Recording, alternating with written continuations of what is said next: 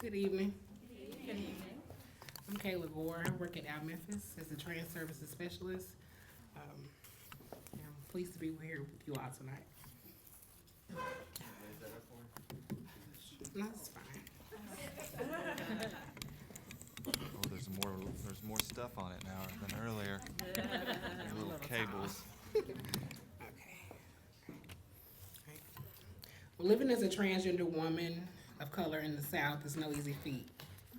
Yes, some may consider me passable, courageous, free spirited, or even a leader. I'm all of those things, but at the core, I'm still a marginalized individual.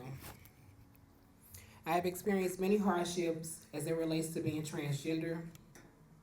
I'm faced with the stigma of being involved in sex work if I dress a certain way.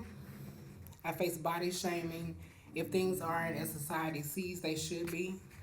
I face financial hardships due to the lack of employment opportunities.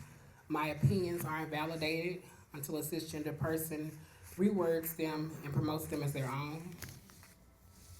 Most people I encounter, and we discuss the hardships of women or people of color face in the past, they never can accept the fact that as a transgender woman of color, I experience those same hardships, and sometimes it's on a more horrific level. No, I'm not getting sprayed with fire hoses or having police dogs used as a scare tactic.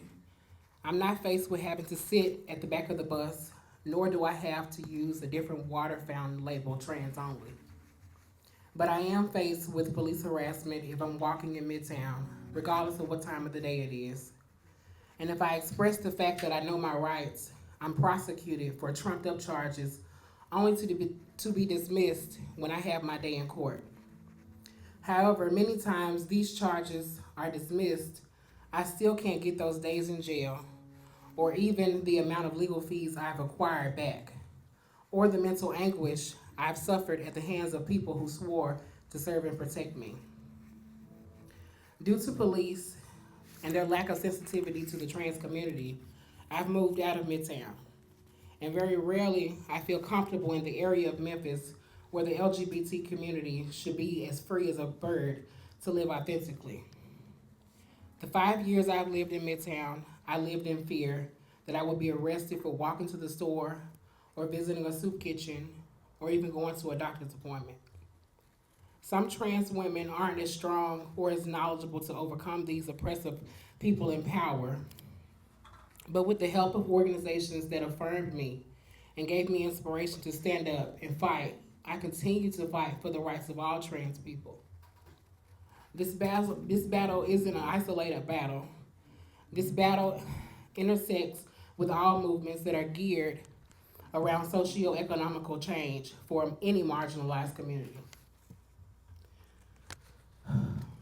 I fight with all movements, but all movements don't fight with me. Yes, I said it, and I've experienced it. When me and my trans sisters show up for change, we are faced with looks that put us in fear of our presence.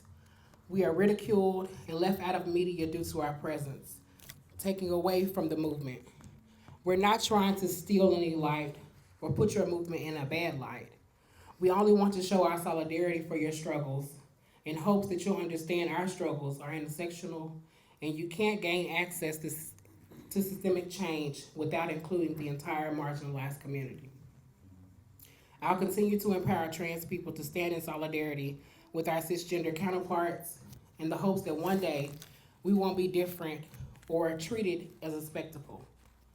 Don't be afraid to approach a trans person.